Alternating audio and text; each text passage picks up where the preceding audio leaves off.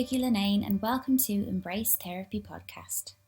I am a practicing art therapist based in Ireland. In each episode, I will interview guests from various fields of therapy and well-being with the aim to encourage healing through embracing therapy. My guest this week is Keith Grogan of Abbeywell in Graiguenamanagh. Keith is an integrative counsellor and psychotherapist with a special interest in addiction and bereavement. He uses a person-centred approach and is a full member of ARCAT, the Association of Registered Complementary Health Therapists of Ireland. Keith gives us an insight on how his year has been, starting a new business in 2020, just before COVID-19. I hope you enjoy our conversation. See, I started this business in January as a brand new business, and then 3 months in, COVID struck. So it really made me, it really stretched my kind of tolerance and my creativity and ambition to the limit. Because I didn't break during the lockdown, I kept working. Yeah. And that was really difficult, but it also gave me incredible purpose. Yeah, I think I'm much the same, like even this week, because I'm in Kildare, Laois and Offaly, I'm in those three counties, so like I'm back in lockdown, and like for me it was like I kept going like yourself through lockdown online, and then boom, July I was like, oh, I can see people, okay, so inviting people into the space again, and then now like just into August I can't see people again, so for 2 weeks. Oh yeah, because I was thinking of you at the weekend, and like almost for me, I got back running in June face to face, and so like I'm getting a bit of a run of it. But you must have had like a run and now a stop again. That must be really frustrating. Yeah, it was real stop start. I think like I guess it's more for my clients as well. Like I love being in the space because I use like art materials, and really the processes can be kind of missed. I find that especially like, I could do with 2 cameras on a person. So maybe one on the art that they're making and one on them. So I'm not missing everything. So it can be really hard. That's why I loved being back in this space. But I think, I'm not stopping. But then it's funny as well, like yourself, like, you're going all the time. And then it's like, I don't get a holiday now because I've had to work all the way through this. And a lot of people had their kind of quieter times maybe through the lockdown and stuff. So it's like, maybe you need to take a bit of time out. Yeah, that's a good point, because when all this kicked off in March, and because my business was like just over 2 months old, like it wasn't even yet out of nappies, like, and this happened, and but I kept going. Like I wasn't making a whole lot of money or anything, and it wasn't about the money. But what I found was that like I reached out to all my clients and I offered them video. Some took it, some didn't, and but in a weird way, like, I mean, I could have been critical in the past about video kind of removing that human element and sharing a room. But I think it became quite compelling for me because of, I suppose, that kind of shared experience of the unknown, like, and but it intensified the work. Even if it was just one client in the day, but I found for me, then I had a reason to kind of get up and get showered and get organized and present myself. I would have loved to be making pallet furniture and doing all the DIY, like, but I didn't get the sitting around all day watching TV and stuff. I didn't get that experience, but in some ways, as I was helping clients, they were helping me too, if that makes sense.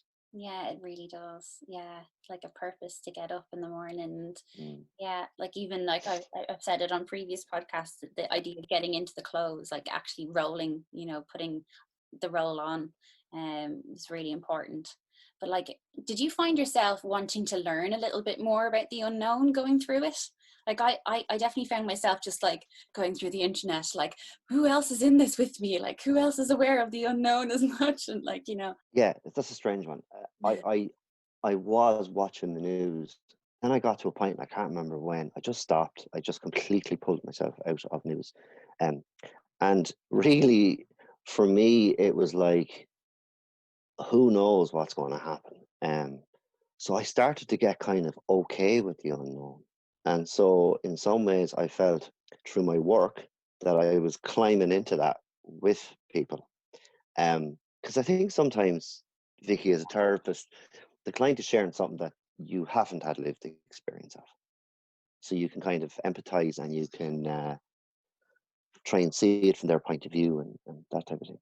But I didn't need to do any of that, like during the height of it, because we were both had no idea what was going to happen. And so it was a bit scary, right? But it was a bit cool as well, because I think it brought a different element to therapy that in some ways I think we've had a really unique experience that may not be repeated at at a global scale.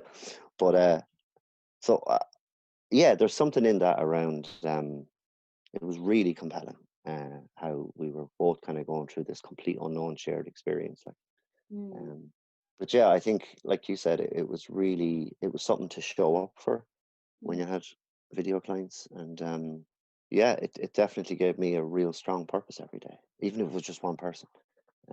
But yeah, kind of getting dressed into human clothes, like going out clothes and work clothes. So that kind of stretched me, and it was interesting. Yeah, it was definitely interesting. It still is in some ways. Yeah.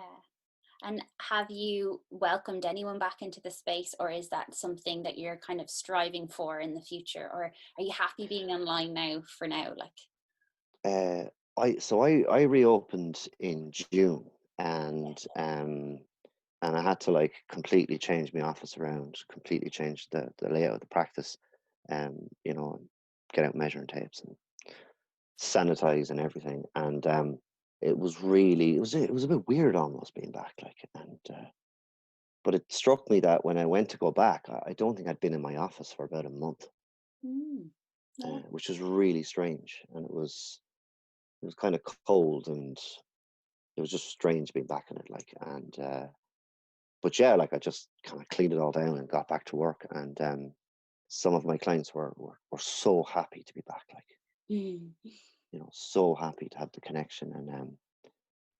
And for me, yeah, it was really nice to be back, back in the chair I always sit in, back in, because like where my practice is, it's a really, really lovely village or town in Kilkenny, and it's a beautiful place, like rivers and fields, and it's so nice, like. And I'm really looking at my space as well, because I have, a waiting area, all the candles and the scents and the smells and that kind of whole multi-sensory thing going on. So I slot it back into it really well.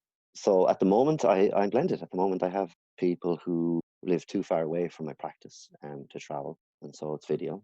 And I have people who do travel, and yeah, so it's a real mix at the moment. So I'm kind of going with the flow on that one. I'm trying not to think too far ahead, but yeah, there's something really nice about being back in your room. Yeah, the physicality. There's something about riding the wave as well, isn't there? Like, just like you said, go with the flow. It's like just have to be on the wave and just see where it leads. I'm much the same. I'm just kind of seeing some clients in the space. Some clients are a little bit more vulnerable, so they're not going to go back into the space just in case for their own health and stuff. So that's fine. I actually work with teenagers and children as well, but I found that children and teenagers, they actually were so resilient. And, I think adults were kind of hanging onto this COVID a little bit more in ourselves. They've kind of processed it. It's yes, it's still going, but we're in it and we're processing as we go along. So just that back and forth feeling of, like, when you're in grief, you might feel a bit of fear and a bit acceptance and stuff like that. I feel like I'm in that a lot, but I'm wondering as well, like, for me, my kind of self-care has helped me a lot. Like, you were talking about candles and stuff like that. And I suppose for me, it's like, just being mindful when I'm doing things, like going for a walk and being mindful and kind of bringing back myself to center. So I'm not yo-yoing from fear to acceptance all the time. Like, for yourself, Yeah, Keith, like what is like self-care for you right now? Like just what's kind of keeping you steady? that's a good one because I really had to ramp that up, Vicky, because in order for me to be available for clients, then I had to be available to myself first, if that makes sense. Yeah. Um, so a part of that was just kind of showing up every day, even if I had no clients, just getting up and doing something. So I think I remember at the earliest possible time in the summer, I got like a lot of plants and flowers and stuff, and that was important to me because it took like a half an hour every day, but that was really important to do that kind of activity. But I could also at various times hear myself. So like it's fine for me to sit with clients and maybe make suggestions around self-care and sleep routines and that type of thing. But I had to start listening to my own stuff then, and that was a little bit of a challenge. But I had to do that because I would be no good if I wasn't going to listen to some of that myself and kind of push it through. It's increased gratitude for the real simple stuff, you know. Yeah. Um, Certainly, what a lot of people are reporting to me through my work is that it's made everyone second guess the amount of activities that they were involved in before. Yeah. Yeah. So when you're online and you're in the middle of a session, did you find that your Wi-Fi was dropping and maybe the screen went black? And then like what did you do? Did you have like a thing that you would say like, oh, if that happens, I'll call you, or like how did you navigate that? Like Yeah, that was so tricky because as it turns out, I wrote a paper last year on video therapy, right? oh right, last year. Obviously with no concept that this is going to happen, like, right? But as it turns out, I had covered the kind of ethical aspects around video therapy and contingency plans. So I had already done homework unknowingly a year previous. But anyway, this happened all the time. Oh, Vicky, like the screen would go black. They'd knock themselves out. They just you couldn't hear them, and it was all right, like when it was light and fluffy stuff. But if it was something fairly heavy, you had to try and find a way in. And so yeah, mobile phone number and WhatsApp. You know, you'd use that kind of thing. And I was using really cool video software, which was pretty reliable. But yeah, and also you have like their dog walks in the door, or a family member is out in the landing or something. I had clients doing therapy from their sheds.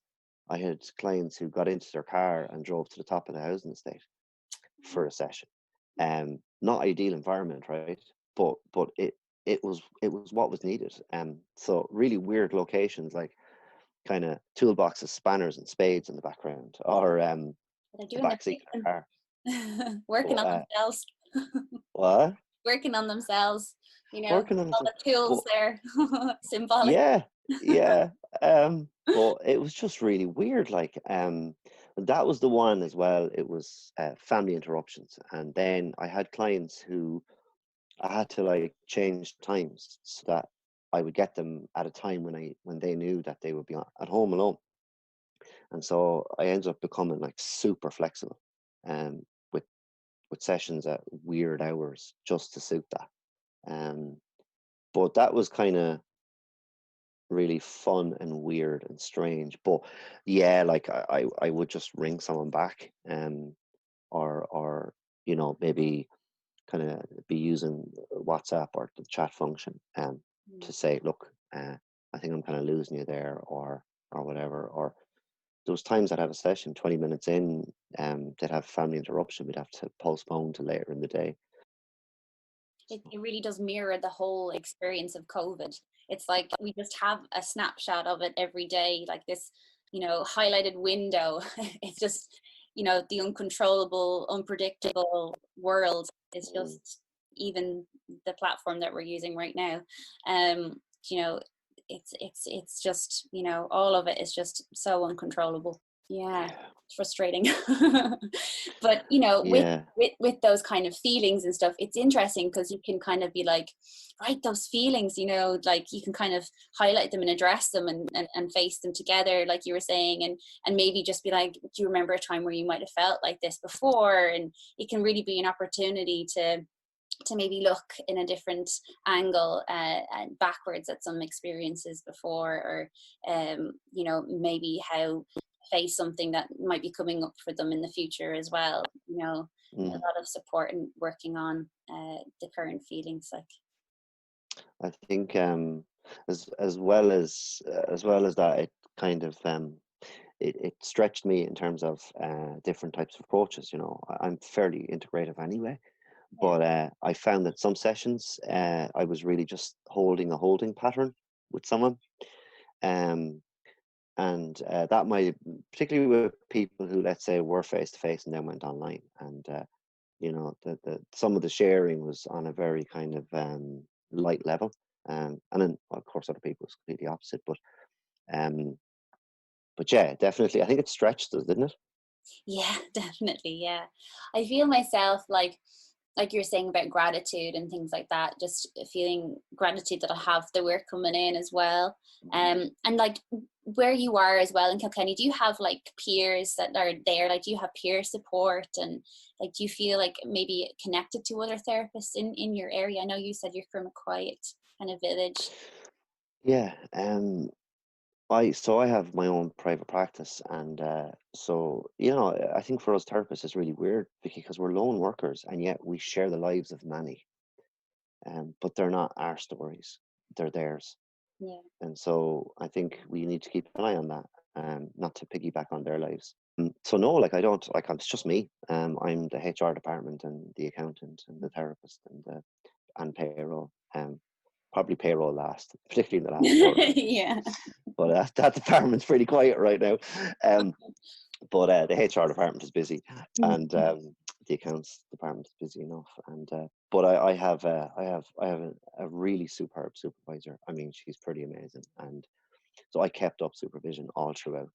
That was really important for me because you know, I don't have someone to chat to in the canteen about, you know, anything, like, so it's just me. So I have to, like, you know, so I use things like kind of WhatsApp groups, Facebook groups, um you know, even people who I know were therapists, that did help. And but then, Vicky, there was people as therapists who just stopped therapizing. They just stopped Yeah. working Yeah. completely. They did. Whereas I didn't. I kept at the bloody thing. And Yeah. look, I haven't sat down and reflected enough to discover what that was about, but it was just a really, it was just a drive to be of service to others, and it kept me going. Great, really, really good supervisor. I mean, she's pretty amazing. And but it changed supervision too, because some supervision sessions were just talking about our shared experiences of being in this unbelievable, unpredicted, almost nightmare fairy tale scenario, you know. Yeah. And just starting a new business as well. There was times I worried and wondered what would happen, but I just, you know, I just kept it in the day. I just said, look, who knows what's going to happen? I mightn't have a business in a month's time, but today I have a business. And so when I go to bed tonight, I hope I'll have a business. And when I wake up tomorrow, I'll have a business. So I just need to do something about it to keep it going. And so, yeah, it was, at times it was very lean, and but I just kept at the bloody thing. And I suppose as well, when it's new and it's fresh work and it's your new business, it's your baby, you want to not give up on it. You want to be there to hold it, you know, and Yeah. you know, soothe it and rock it back and forth. Like, you want to be there. But I suppose then, just thinking about it being your new business, so would you be newly qualified? Would you have your qualification like lately? Do you want to tell us a bit So about that? I qualified a couple of years ago. I originally trained in addiction therapy, Yeah. and I really loved it. And then I practiced for a while, and then I went on then to do kind of I suppose, upskill training in integrative therapy approaches, and so that's been really, really good. I just finished that last year, Yeah. and so it's really cool to have those two types of training. So yeah, my grounding was in addiction, and then I did a lot of bereavement training, and I do a lot of bereavement work, and I really, really love bereavement work, and yeah, so it's kind of cool when you have different types of approaches, different institutions, different ways of doing things. And it really, for me anyway, it really helps me be as available as I can for different types of clients. I suppose there's as many different types of therapeutic approaches as there are client and therapist relationships. They're all really unique. Like one of my problems, Vicky, is that I'm an eternal student, so I'm constantly upskilling, constantly going back to college and back doing courses again. I signed up for another one during the summer, so that's kind of, it's probably my own addiction. But I'd be much the same, to be honest. Yeah. Yeah, did a lot. Stopped, eh? Yeah, I did a lot during COVID as well, and like, you know, a lot of my colleagues as well, they have been saying that they've done so much learning during the time. And like yourself, like I just literally 2 nights ago just booked onto a sand tray therapy course because I'm just really wanting to get more experience on that. So yeah, I have to actually stop. I have to like give myself an enforced course ban at the moment. I have another assignment due next week. That's on my mind. It's kind of fairly mutual as well, because I like training, I like upskilling, I like learning new things, and then of course clients benefit from that stretch of experience.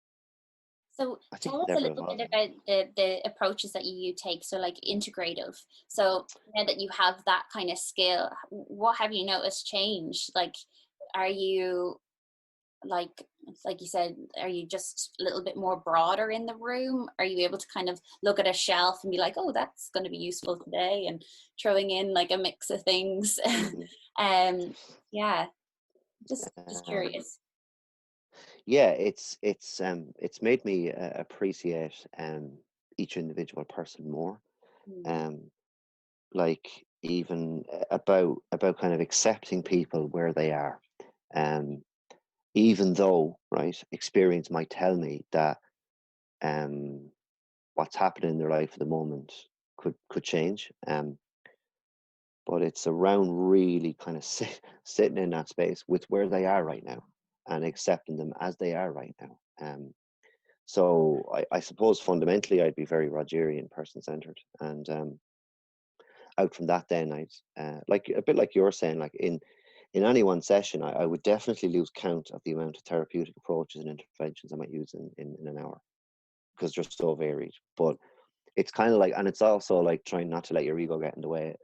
Try something new and go, that's not right. That doesn't really fit. Like, I might just reflect what's happening for me or what's happening for them. Or, you know, I noticed when I said that to you, I'm not quite sure you're too happy about me asking you that question.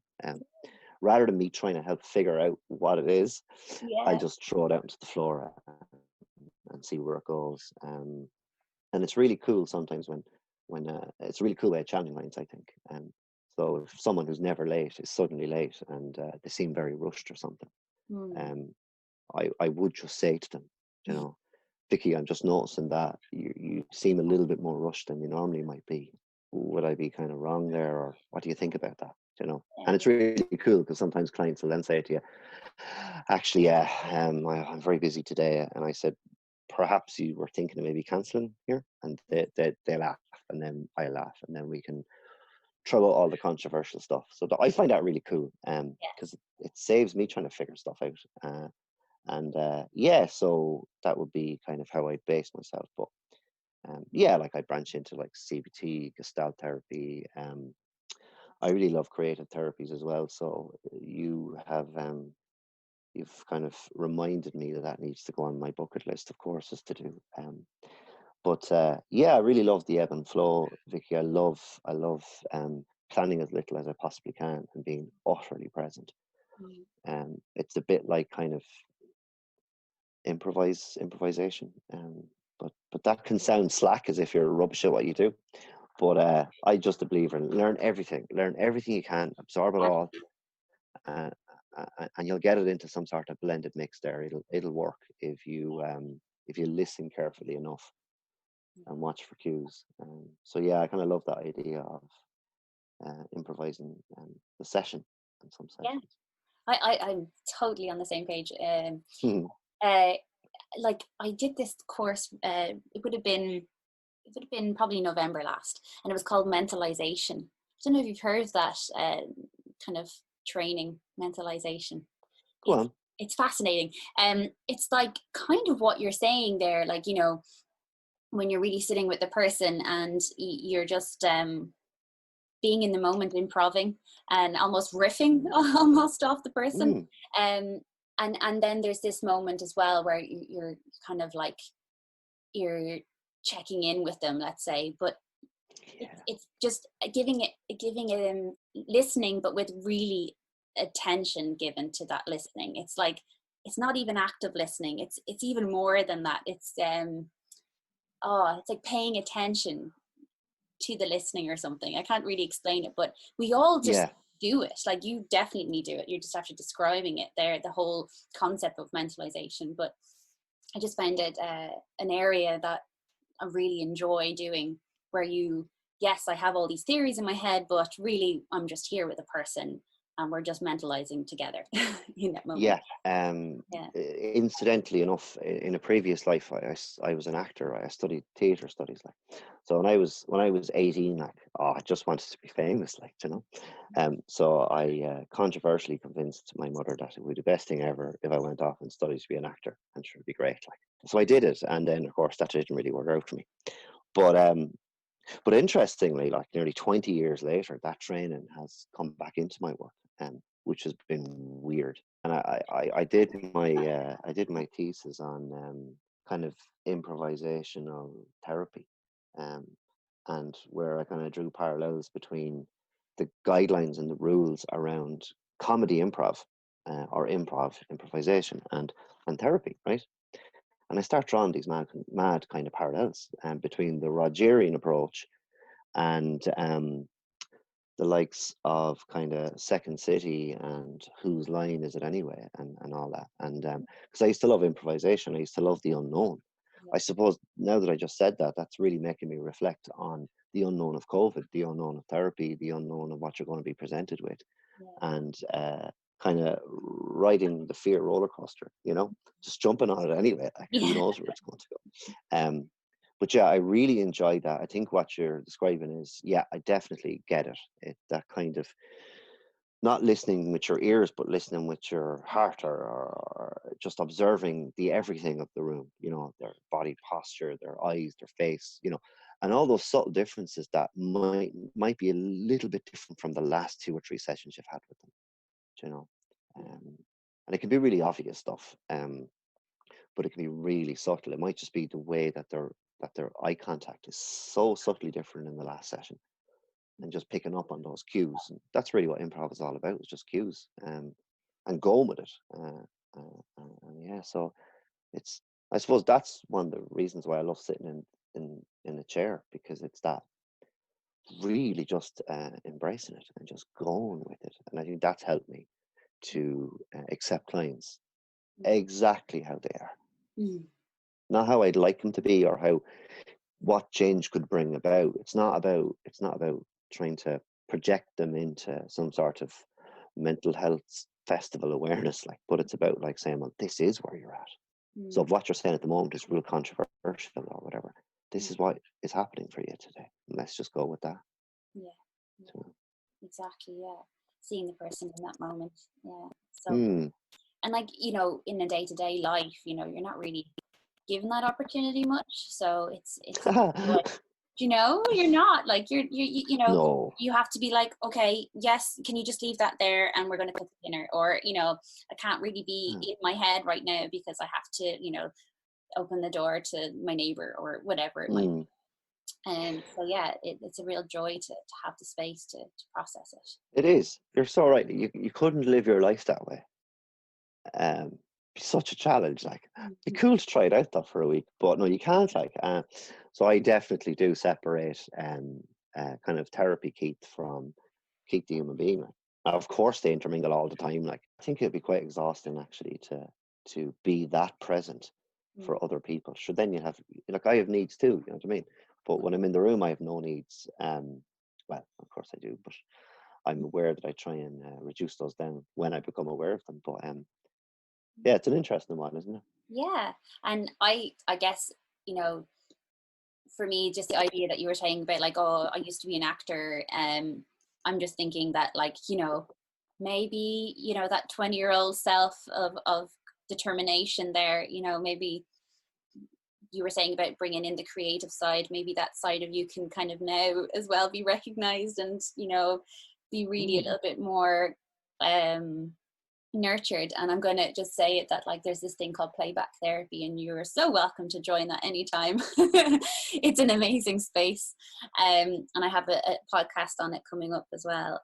Cool. But yeah, it's been a real pleasure chatting with you, Keith. And Yay. yeah, that actor is still there. You can still see him there because you're doing lots of you know, great work down there, and the improv is definitely part of your work.